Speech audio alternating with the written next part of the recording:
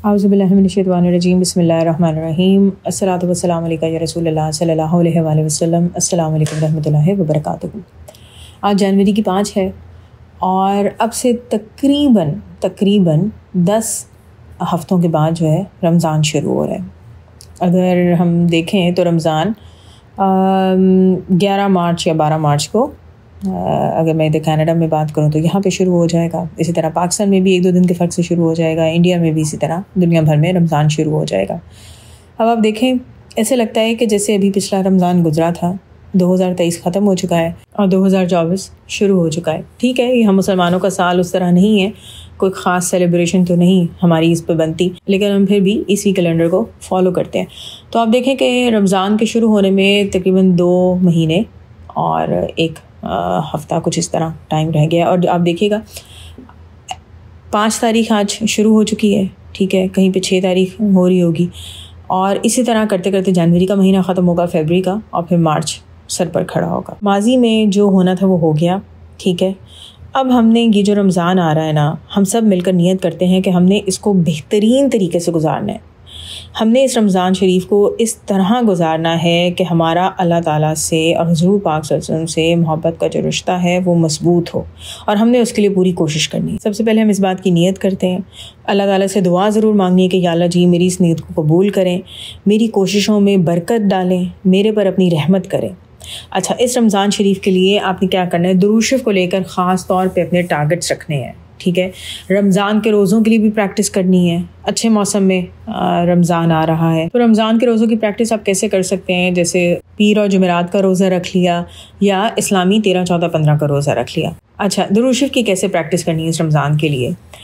ایک تو وعدہ یہ کرنا ہے کہ روٹین میں ہم جتنا درود شریف پڑھتے ہیں نا، ٹھیک ہے، کم از کم اس سے ڈبل ہم رمضان میں پڑھنے کی کوشش کریں گے۔ اب وہ پریکٹس ہم کیسے کریں گے کہ آہستہ آہستہ تھوڑی سی اپنی درود شریف کی تعداد جو آپ ڈیلی پڑھتے ہیں اس کو بڑھاتے چلے جائیں، ٹھیک ہے۔ اور کچھ نہیں، اگر ڈیلی نہیں اس کو بڑھا سکتے تو کم از کم جمعرات اور جمعے کے دن خاص طور پہ اس تعداد کو بڑھانے کی کوشش کریں۔ اگر آپ کو لگتا ہے کہ آپ آفس جاتے ہیں، کام کرتے ہیں، اور جمعرات اور جمعے کے دن آپ اس کو نہیں اس طرح بڑھا سکتے، تو جس دن آپ کی چھٹی ہے آپ اس دن زیادہ پڑھنے کی کوشش کریں۔ مزید یہ کہ خود بھی اس بات کو اپنائیں اور دوسرے لوگوں کو بھی اس بات کی ترغیب دیں کہ دعوتیں، کھانا پینا تو روٹین میں بھی چلتا رہتا ہے، تو کیوں نہ اس رمضان میں اگر افطاری کروانی ہی ہے تو ضرورت مند لوگوں کی افطاری کروائیں۔ اگر آپ اپنے ہی رشتہ داروں کو اکٹھے کر کے انہی کی افطاریاں کرواتے رہیں گے تو وہ تو ایسے کہ بھروں کو آپ بھر رہے ہیں، اور اس طرح کی پارٹیز جو ہیں یہ آپ رمضان کے علاوہ دوسرے مہینوں میں بھی کر سکتے ہیں۔ رمضان میں تو کوشش یہ کرنی ہے نا کہ فٹافٹ افطاری کی اور اس کے بعد عشاء کی نماز اور تراویح کی تیاری کریں۔ دیکھیں، تراویح وہ خاص نماز ہے جو کہ رمضان میں ہی آپ ادا کر سکتے ہیں۔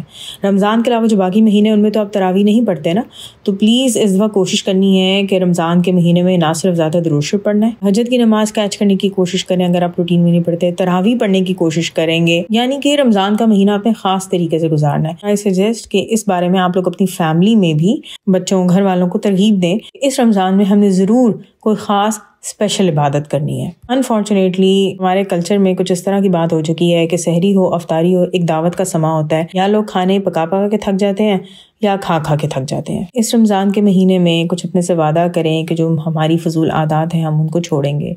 میں بھی وہ تمام عادات کے جن سے صرف وقت ضائع ہوتا ہے ان کو چھوڑیں۔ اگر روٹین میں آپ قرآن شریف کی ڈیلی کچھ آیات پڑھتے ہیں تو اس رمضان شریف میں کوشش کریں کہ آپ کم از کم 1 قرآن پورا مکمل کر سکیں۔ اچھا، بہت سے لوگ میں نے دیکھے ہیں جی یہ تو بدعہ ہے، یہ عبادت بدعہ، وہ عبادت بدعہ، کس نے کہا ہے کہ رمضان میں 1 قرآن ضرور ختم کرنا ہے، یہ تو بہت ہی بڑی بدعہ ہے، ٹھیک ہے۔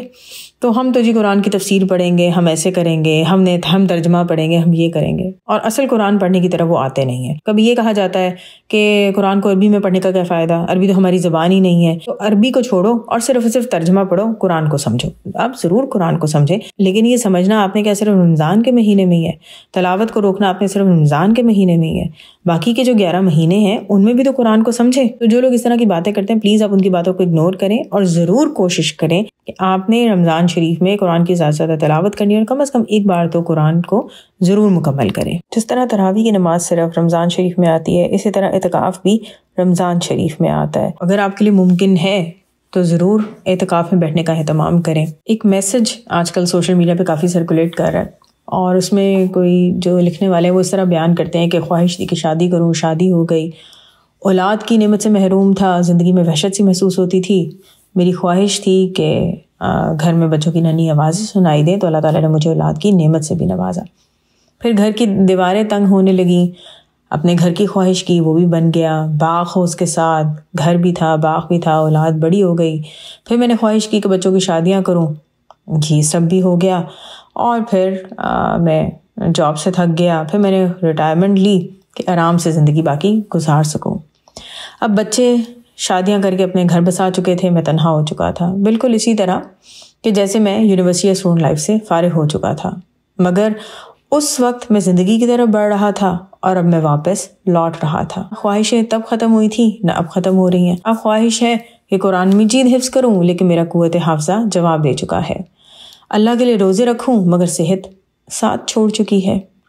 اب خواہش جاگی کہ رات کو اٹھ کر تہجد پڑھوں، مگر میرے کمزور پاؤں میرے جسم کا بوجھ نہیں اٹھا سکتے.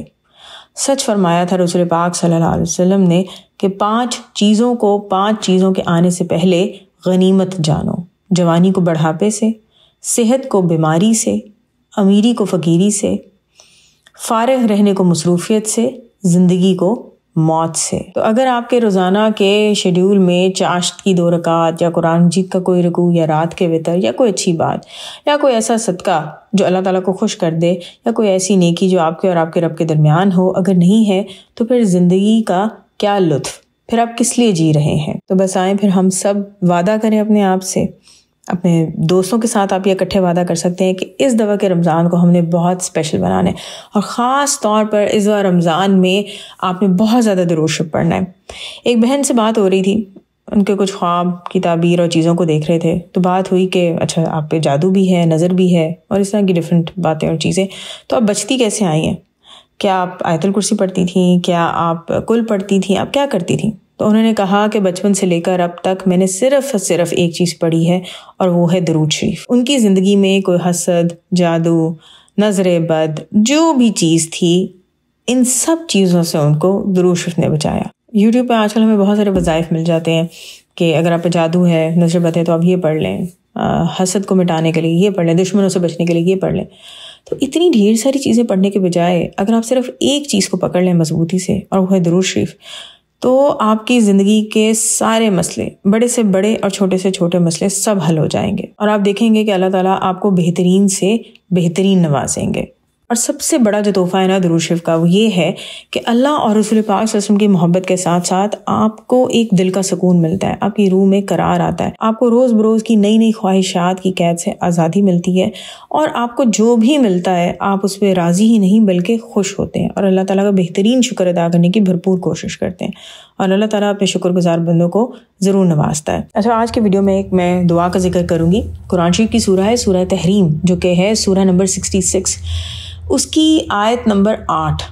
ٹھیک ہے، اس میں اللہ تعالیٰ کہتے ہیں کہ مومنو، خدا کے آگے صاف دل سے توبہ کرو، امید ہے کہ وہ تمہارے گناہ تم سے دور کر دے گا اور تم کو جنت کے باغات جن کے نیچے نہریں بہہ رہی ہیں ان میں داخل کرے گا.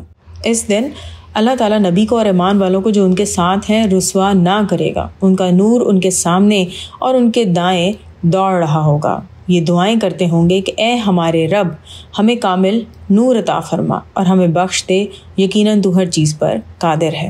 اس آیت سے ایک بہت خاص دعا کا پتہ چلتا ہے جو کہ ہمیں اللہ تعالیٰ سے مانگنی چاہیے. تو جب بھی آپ درود شریف پڑھیں، یعنی جو بھی آپ دعائیں مانگتے ہیں ان کے ساتھ یہ دعا ضرور مانگیں کہ اللہ تعالیٰ ہمارے لیے ہمارے نور کو مکمل کر دے اور ہمیں معاف کر دے. میں کوشش کروں گی کہ قرآن مجید سے اور بھی جو خوبصورت دعائیں اللہ تعالیٰ نے ہمیں بتائی ہیں ان کو آپ کے ساتھ شیئر کروں، تو ان دعاؤں کو ضرور شامل کریں.